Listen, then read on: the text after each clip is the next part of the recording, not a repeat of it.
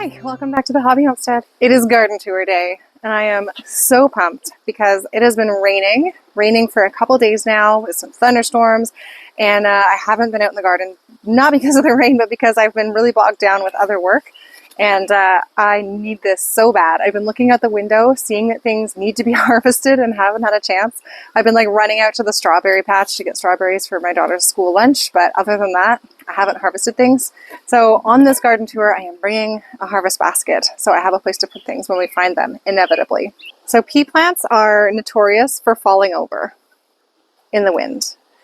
And that has happened here. They just got so tall right here.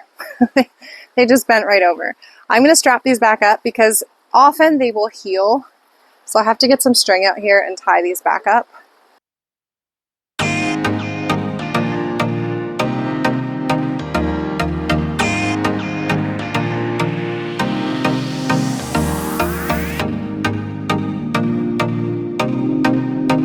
Here's what I picked from this patch of peas. We have more pea patches around in places that I'm going to gather some from. In this bed, I've got some melons. These are Kajari melons. Melons love it hot, and we had a miserable spring for things like melons, but they are finally starting to put on some growth. This is also just sort of a mishmashed bed, along with the peas here. I've got some random beets that our bunny keeps hopping in and eating, but that's fine. They're super random. This is a beet green right here. I think I just forgot that I sowed these here and then didn't plan accordingly. And on the peas, you can see we're starting to get some fungal stuff happening on the lower leaves. That's very common for peas in the summer as it gets warm and humid. They just don't respond well to heat and humidity. The other things that we have in this bed are random leftover garlic.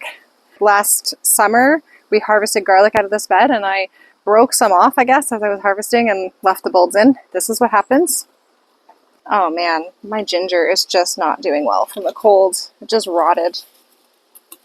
The stem just rotted right off. But the root is okay. There's one here. The root is okay, so now that it's getting warmer again, it should start growing more little ginger shoots. So there's ginger there. This parsley is self-seeded. Honestly, I have too much parsley, so I'm just going to weed it out a bit.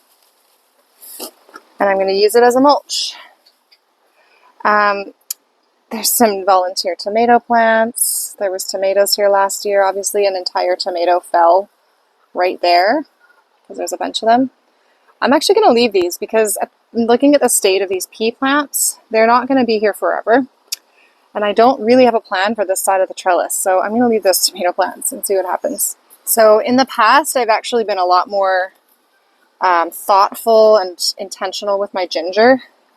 I've started it in like a large plastic tote, and that way I can just keep the tote inside for as long as I need in the early spring and late spring until it's actually warm outside. And because it's in a big tote, it has lots of room to grow. This year I didn't do that. This year I just took little root chunks and put them in pots, just 4-inch pots, in January, and then forgot about them and totally neglected them. And then I realized, oh my God, these things haven't been potted up yet. And it was mid-May, late May. And so I just stuck them in the ground. But then we had a super cold late May and most of June. So they're struggling. Ginger takes a long time though. So you have to have the right conditions. And sometimes we do here in Southern Ontario, and sometimes we don't. The weather is not something that just listens to you and does what you want. So in this bed with the peas, there's also a kohlrabi. Just one lonesome kohlrabi there, purple one. This forgotten about garlic. I'm going to pull these scapes. We have a lot of spittlebugs too. There's all the spittle from a spittlebug. It's gross. And you see these little bugs crawling around in the spittle, but it's fine. Just wash it off. So the reason why we harvest garlic scapes is because A, they're delicious, and B, these are going to become a flower. Plant is sending up a flower, and then it uses up all its energy making a flower. And the bulbs are notably smaller if you leave the scapes to flower. Now I do leave some scapes to flower as well, mostly just in the food forest area because they're really pretty flowers. We're going to get a big scape harvest today, I think, because these are just the forgotten about volunteer garlics from last year. And finally, the other main crop in this bed is bush beans. They are starting to come up along here. This nasturtium is completely smothering the cucamelons. There's cucamelons. The cucamelons are going to just start to grow now as well because they also like it really hot. And I've left this clover because it's pretty. So this bed's kind of just like a mess. It's a hodgepodge. It's a hodgepodge of different things, and I like it that way. So I've been talking to a lot of farmers lately, and it stresses me out because they have usually one or two main crops, and then everything is counting on those one or two main crops. And when something goes wrong, it's just, it's so stressful. And then I look at the vegetable garden and I think we have hundreds of crops growing here. And things get eaten, things die. There are diseases that come through and wipe things out. But it doesn't really matter because, okay, maybe we're not going to get cucumbers this year. We've got tons of other things and other produce that you can eat like a cucumber. So by mixing it up and growing hundreds of things, then it's like garden disaster mitigation. Think about the potato famine. All right, moving on.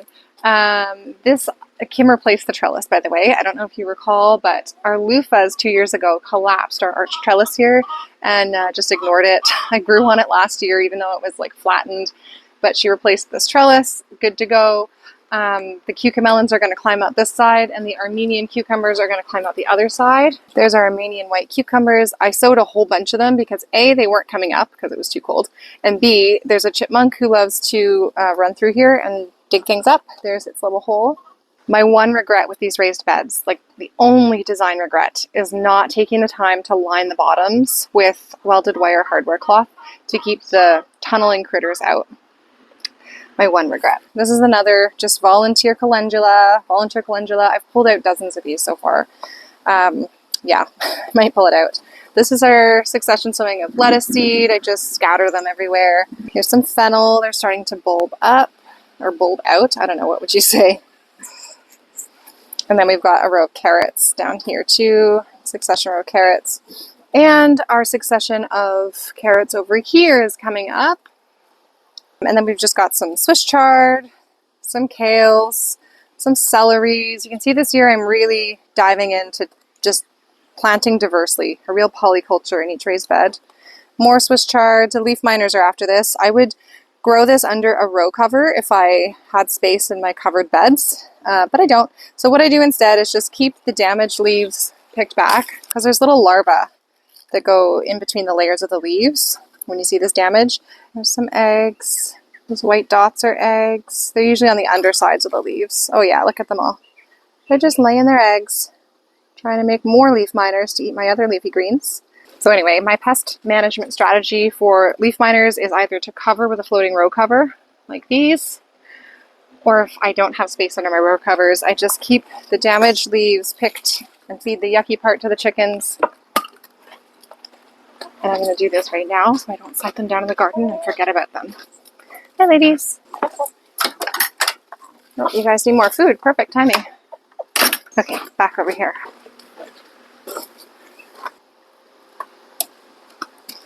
I'm going to tell you why I'm growing most of my garlic, my purposeful garlic, under a floating row cover. This is the leek moth.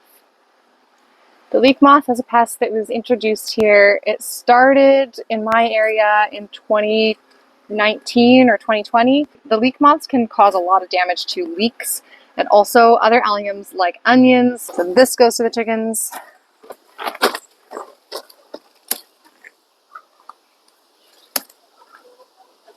These ones are all okay.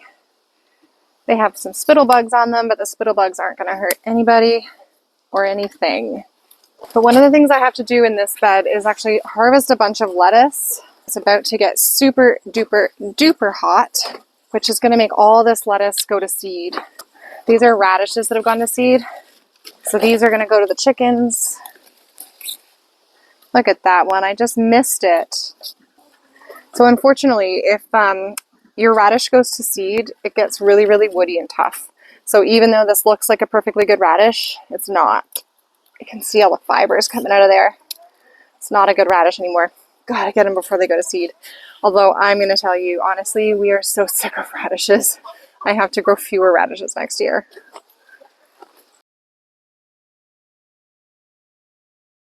So I just had to weed this bed, and by weed I mean pull out a bunch of lettuce. This is like maybe a 16th of the lettuce that I pulled, and I'm sorry to say I gave to the chickens, but we just don't need that much lettuce. And we still have a bunch of lettuce here that I have to harvest today as well. So I use lettuce as a living mulch, really. The seed is free. I let lettuce go to seed every season, and then there's like thousands of seeds in the flowers. And I just sprinkle it in places, and it grows, and it keeps the soil nice and moist.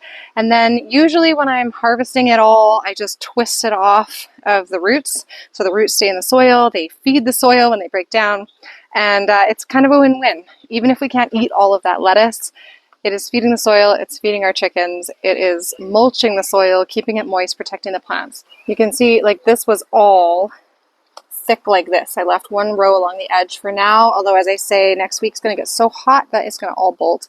But down the center now, you can see I planted beets, and these are a little bit leggy, but they have been growing despite being 100% buried under all of that lettuce. We've got a kohlrabi here that's plumping up despite being buried under all that lettuce. And in this bed, I have an assortment of brassicas. This was my first brassica bed of the season. I put the youngest ones here. Got a broccoli that's considering forming a head right now. We've got a little cabbage, red cabbage, cauliflower, purple cauliflower, I think. Another kohlrabi back in there. Now it's time to open it up just so they can grow a bit bigger, get access to more light. Although they did break through the surface of the lettuce, no problem.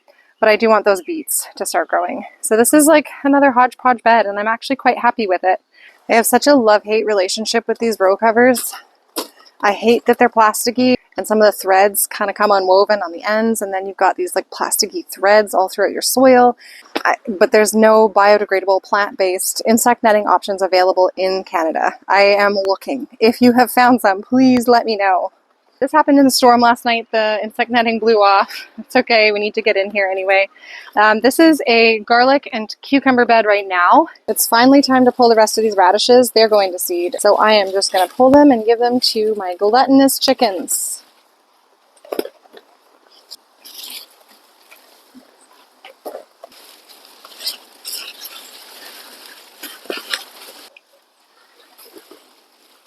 Like in most of my raised beds, there's a lot more in here than meets the eye. So I started this spring with lettuce and radishes. So I am trying to keep the lettuce cut back. Even if I don't need lettuce in the kitchen, I'm trying to keep it cut back because I've got cucumber seedlings in here. I have little parsnip seedlings in here, and those are going to be for the fall and winter garden. So right here we've got cucumbers. This is a parthenocarpic variety of cucumber that stays fairly small and doesn't require insect pollination. These are some parsnips. So I've got little parsnips along here. Oh, and look who came to the party. That is a cabbage white butterfly's little larva, caterpillar. I'm sorry, little guy, but I'm going to throw you in the lawn and the birds can find you. Oh, there's another one. So the insect cover blew off a couple times, and I kept putting it back on, but you know, even in like a half an hour of no insect cover being on your garden, one of those little cabbage white butterflies can fly along and lay its eggs, and then you've got a whole clutch of eggs worth of caterpillars under your insect netting. So it's still good to do a check every now and then. Those little green cabbage looper caterpillars, they're not going to kill a mature plant like this, most likely, unless you have a huge infestation. They just crawl all over it, making unsightly little nibble marks and leaving their poop or their frass all over the leaves, which is just something I don't want to have to wash off. I don't want to have to look out for poop, you know?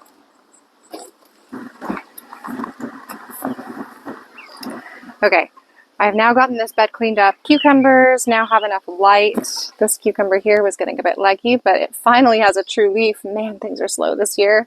It's going to be a while before we're enjoying cucumbers.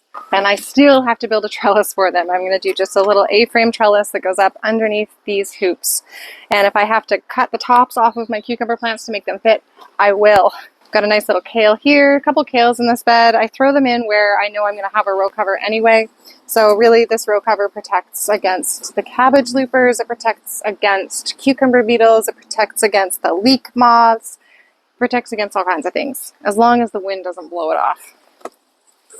Now back this way for a second. I've got strawberries in here, and we are in strawberry season. These are June-bearing strawberries, and they've taken their sweet time. I love this cover that Kim made because nobody but us get these strawberries. There are no chipmunks getting in here. Here's a ripe one.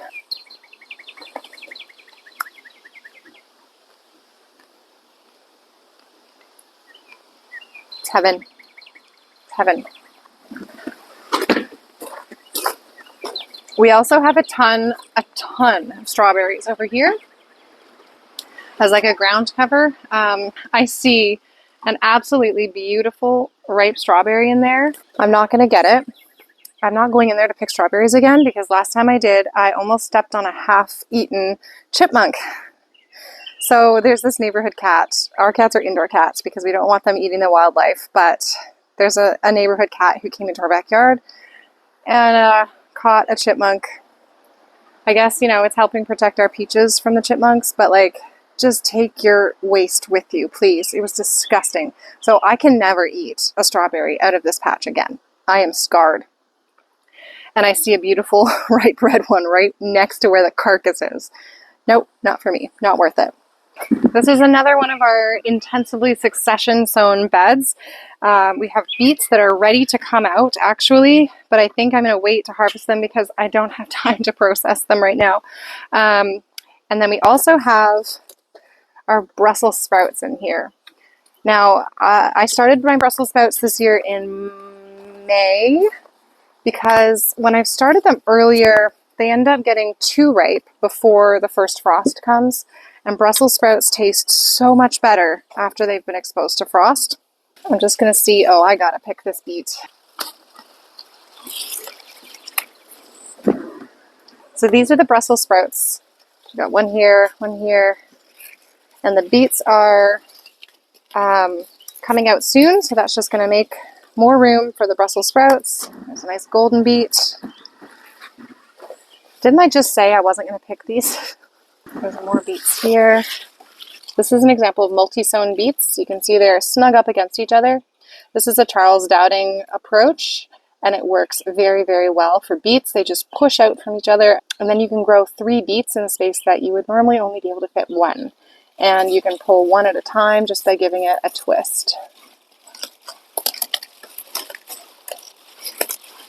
And it breaks free from the others. You can see just how much I cram in here. There's a little native ladybug, little native pink ladybug. Don't worry, I'm not going to hurt you. Anyway, okay, these are radishes. Sometimes it's hard to tell, are they beets or radishes when they're all growing together? I'm going to pull these out. These are still good. They haven't gone to seed. They've been protected under the beet leaves. So in here currently, we've got our first sowing of carrots. Uh-oh, one's going to seed. Sometimes that happens. Usually they're a biennial, but if there's any sort of stress on the plant, well, not any sort of, if there's extreme stress on the plant, they can go to seed prematurely. Temperature fluctuations in the extremes can cause carrots to go to seed early. And I would say we've had temperature fluctuations in the extreme. Last year we actually had quite a large number lost of carrots lost to flowering early. But the rest are looking good. So those are our first sowings of carrots along the back row here. And this is another row of carrots. Oh, more radishes. This is an 8-foot by 3-foot bed. Look at these radishes. Okay, apparently I've got to do something with my radishes now. Okay, so I've got a few radishes and a few beets to add to the harvest pile. When you're growing high intensity like this and you're trying to cram things together and do succession planting, the one thing to look out for is that nothing is overshading something else to the point where it's not getting enough light to grow. So you may have to harvest some things on the smaller side if you find that their leaves are shading things out. I may have to harvest some of these beets on the early side, but at this point this Brussels sprout can now get some sunlight. So we've got 1, 2, 3 Brussels sprouts in here. This is a tomato bed and also a soybean bed, and also I've decided to put some melons up on that trellis, and I think I'm going to squeeze in some Malabar spinach too.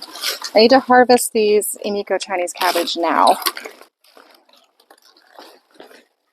This was my second sowing of Emiko Chinese cabbage. We've already done a big harvest back in like early May, and we made a bunch of kimchi with that. I think I'm going to take this and I'm going to slice the head in half, and I'm going to try grilling it. There's the other. I need to get another harvest basket. The reason I really needed to harvest those Emiko Chinese cabbage is A, they're a spring crop and they're going to bolt soon and just get bitter, not as good because it's going to get really hot. Have I said that already? And also because I have these soybeans here and a couple of them were completely shaded out by that cabbage plant. These are some leeks. I like to interplant leeks with my tomatoes. I don't know why, they just do well there. They don't take up a lot of space. And I have them in between all of my tomato plants. This is a sunflower that I put here just for some joy. This nasturtium, I don't know what's going on. I'm actually a little concerned about the soil here because all of my other nasturtiums that I started look great. They're all leafy and they're not flowering. This one is all tiny and shriveled and it's pushing out the flowers, which means it's stressed. It thinks it's going to die. It's trying to recreate or procreate before it dies. So anyway, hoping that doesn't mean there's a problem with the soil here. I don't know what it would be. Also my sunflowers, a couple of the leaves shriveled up. So that's weird, but the top part looks fine. And I've got a couple more melons in here. This is a French Chantaise melon, and then this is a blacktail, no, is it? Yeah, blacktail mountain watermelon. I had loofahs on this trellis actually. This is one of them. But sometimes you just have to make the hard call to remove something from the garden if you're in a small space and you can't take the chance on something that looks like it's not going to produce for you. So my other loofah, I had 3 loofah plants in here. One died, one looked like it wasn't going anywhere, so I ripped it out, and I'm going to do the same with this one. I just haven't done it yet. Like, it's near death here. I'm going to do it right now. It's painful, but not as bad when you remember that you've got a bunch of other things planted in its place. Like all these melons. Oh, and then also in this bed we've got some celeriacs coming along nicely. Celeriacs, I haven't grown in a number of years because my kids just haven't loved things like hardy root vegetables as much. I mean, they like carrots and they like beets, but parsnips, celeriac, stuff like that, I stopped growing them when I started to have to feed kids. In this bed, we've got more tomatoes. I did just post a video specifically on how I've done my tomatoes this year with this Florida weave trellis, and I just let you know how I prune my tomatoes as well. You can prune your tomatoes in different ways to meet your needs, but the way I prune is like quite an intensive pruning to keep them free from disease for as long as I can. We are supposed to have a very humid summer this year. The humidity is going to bring all those fungal pathogens to the tomato plants. And I want to prolong their life as long as I can before things like blight set in. So in this bed we also have pepper plants, and the pepper plants, oh, and also the chicken treat bin, which I forgot out here. It blew over in the wind and then set it down and forget it again. So these pepper plants look a little rough. The main difference is some of them got root bound in little plastic pots and some of them I put in fabric bags. These were in fabric grow bags inside under the grow lights. This was in a little plastic pot. And when you see things like a teensy little pepper plant with very tiny leaves and it's putting on all this fruit, this is a habanada, that's a sign that the plant is freaking stressed out. It thinks it's going to die, and so it's putting all its energy into making seeds early on. I could have picked all these blossoms off. It did drop some of its own blossoms. So this one you can see was in a fabric bag. This one was in a little plastic pot, and they're the same variety, started at the same time. Everything was the same, except for the pots that they were growing in before I planted them out. This lemon spice jalapeno. They also, of course, didn't like our cool spring, so that's part of why they're looking raggedy. But because I start them so early, I do get fruit on them. And usually, they are really happy for all of June because it's really hot. And it doesn't matter that I started them so early and left fruit on, they usually look very lush. So right now, despite the fact that there are large peppers on these plants, I am not happy at all with my pepper plants. I'm a little worried about them and their yield, to be honest. Honestly, I did forget them outside one night when it went down to 5 degrees Celsius, and I was kicking myself I just forgot. So honestly, they're starting to look a bit better, and with this rain and with the coming heat, I hope that they're going to really bounce back and start looking better, but it's been a rough pepper season. I'm going to sign off this video with a last little pea harvest. This is one of our other clumps of peas. These are the Sugar Ann. They are a dwarf snap pea, like sugar snap pea. They are amazing. I will always recommend growing these, and I will always grow these. They produce quickly, they grow quickly, and if you're growing in a tight space, in fact, you know what? I would recommend these over any other kind of pea, even if you have the option to grow vertically. They're just a really great pea. I'm going to wrap up this garden tour because it is getting long. I know I've only shown you the raised bed potager area so far, and that's like 30% maybe of our garden space. So I'm going to come back and do a tour a little bit later on when the sun is not beating down so hard on me. Oh, ants. I'm going to show you things like our food forest and our native plants. Things are starting to flower now. It's looking beautiful.